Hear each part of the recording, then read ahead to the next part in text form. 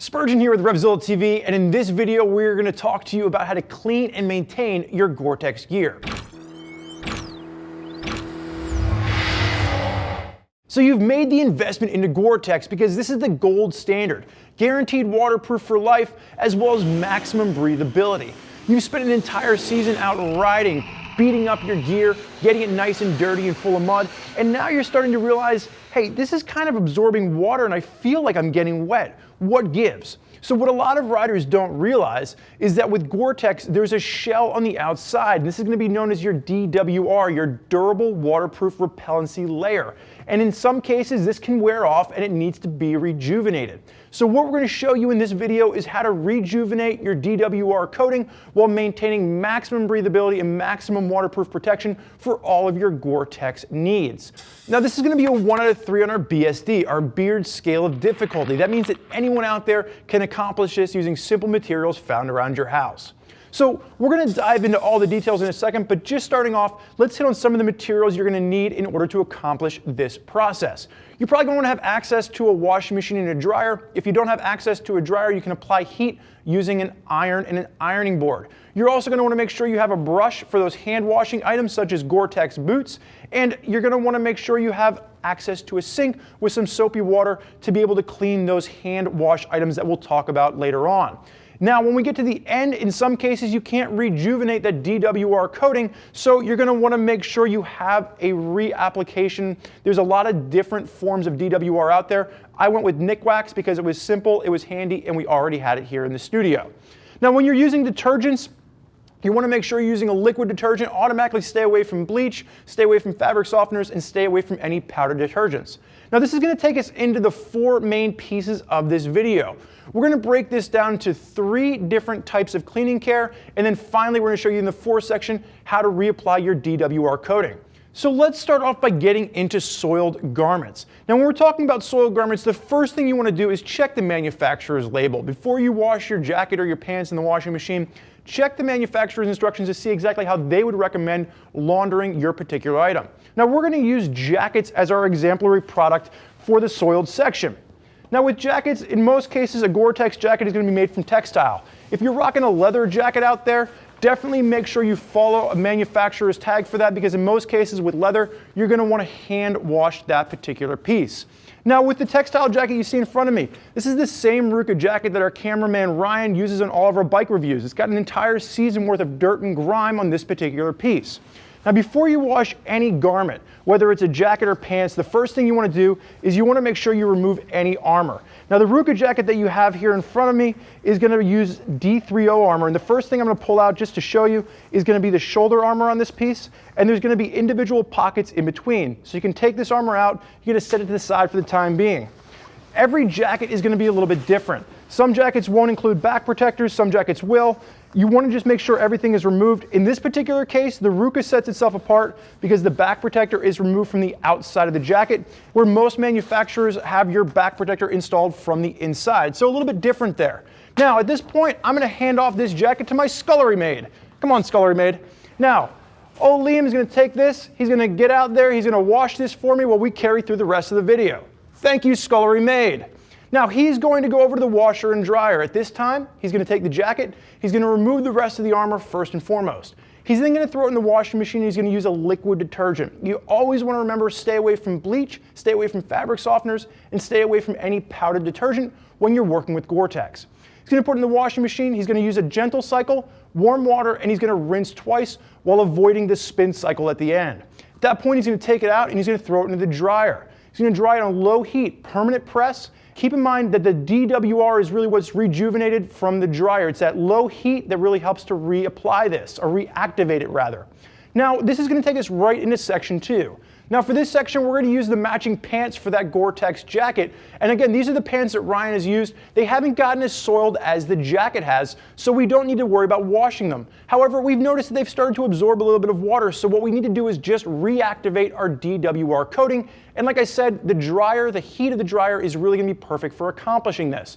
So you can take all the armor out, just like we did with the jacket. You never want to tumble anything with the armor in. Once the armor is removed, we're going to throw it into the dryer, 20 minutes on a low warm cycle. Definitely a gentle cycle with this. Now, if you don't have access to a dryer, it's okay. There's another trick that you can try. You can use an iron and an ironing board to apply heat to the garment. Now, what you want to do is you want to place the garment evenly onto an ironing board, and you want to use a towel as a buffer between the iron and the garment because you never want to apply heat directly to the garment. So by using a towel as a buffer, you can still evenly distribute heat across, rejuvenating your DWR coating without running the risk of actually damaging the garment itself. Now, this is going to take us all into the third section. The third section, we're going to get into hand washing items, and you're going to see on the table we've got a pair of Gore-Tex boots, and we've also got a pair of Gore-Tex gloves. Now, in some cases, like with boots, it's just cumbersome. You can't throw a giant pair of boots into the washing machine and dryer. It's just not an easy, efficient way to clean the gear. It's just easier to clean it by hand. And then you're going to have items like gloves, which are going to have armor and leather protection that's built into them that can't be removed. So that's not something you want to throw into a washing machine as well because it can be damaged. So these are items that we're going to wash by hand. Now, like I said earlier, anytime you're washing an item, definitely make sure to check the manufacturer's tag for recommendations. We're going to start with the Dainese Scout Evos on my left-hand side. Now, these are my personal gloves. And you can see here, there's definitely years of road grime baked into the high-vis section. I love these gloves because they're nice, they're high-vis, they look really cool, but that high-vis has a tendency to get dirty. So we're going to start by washing these particular gloves. Now, what you're going to see on the table is a wash bucket and a rinse bucket. It's because I just don't have a sink available to me here in the studio. Now, the soap that we have in this bucket is the same soap that Liam is using over in the washing machine right now. It's just going to be a liquid detergent. We're going to take the glove and we're going to fully submerge it in the water. Nice warm water, and just work it in. You're just going to massage the glove. You want to work the dirt, the oils out of it. You want to see all that high vis start to get clean. And again, spend a little bit of time in here. Don't be afraid to work into the inside of the glove as well. Massage it out, massage the oils. And once you really kind of feel like you've gotten it clean to where you're at, you want to make sure you rinse this liberally. Now we're going to go over to the rinse bucket.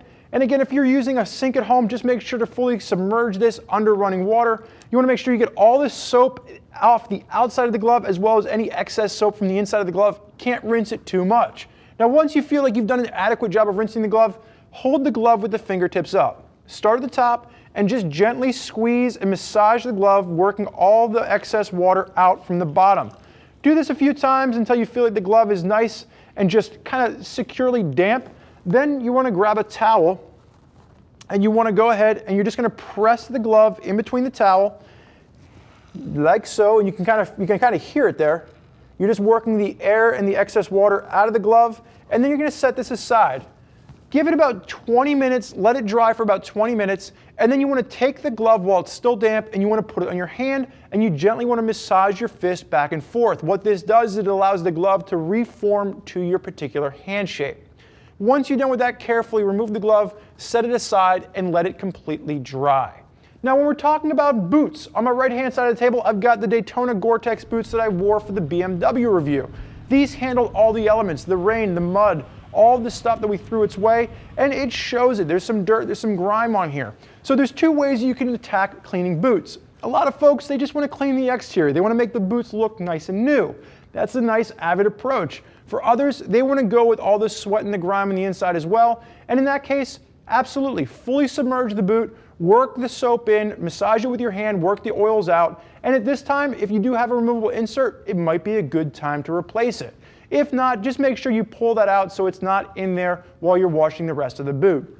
Now, for those of you out there, we're just going to wash the exterior on this, and I'm just going to take the boot, I'm going to just submerge just a toe, just to give you an idea of what we're doing here, get a little bit wet, and then I've got my bristled brush. Don't be afraid to really get in here and wash it. You're not going to cause any damage to the overall boot, and you're going to see any of the excess road grime is just going to be washed away.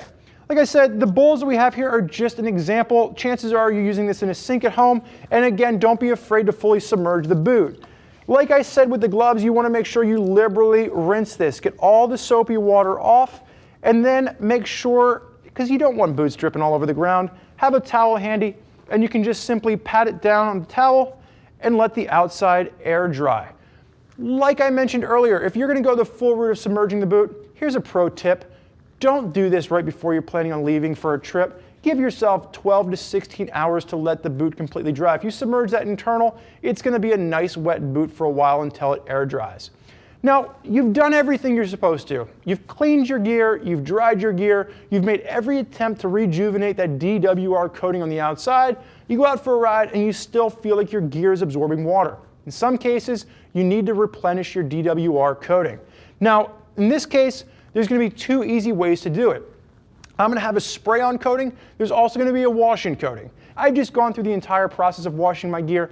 I'm not going to do it again, so I'm going to go with the spray-on coating, and I've gone with Nick Wax. Just keep in mind, there's a lot of different brands out there. Now, with this particular spray-on, you can either spray it on when the garment is damp, or you can spray it on when the garment is completely dry.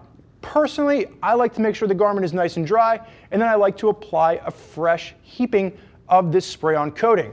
Now, once you apply your DWR coating, you can simply hang the garment and let it air dry, or if you're in a hurry, you can throw the garment into the dryer. Just make sure if you're throwing anything into the dryer, you follow the instructions we've previously outlined in this video. Now, the beauty of Gore-Tex is that it is guaranteed to keep you dry for life, and if you feel like something is amiss, chances are it's the DWR coating to blame. As long as you follow the instructions outlined in this video, you can keep your Gore-Tex garment functioning like new for years. To check out some of the additional videos we have, click on the info button. See what we've got rolling out constantly here at RevZilla.com. If you have additional questions for us, give us a call at any time, 877-792-9455, or simply type us out an email, cs@RevZilla.com. Thank you for joining us for this look at how to care for your Gore-Tex. I'm Spurge, and I'm going to go check on my scullery maid to grab my gear and take it out to get it all dirty again. Until next time, enjoy the ride.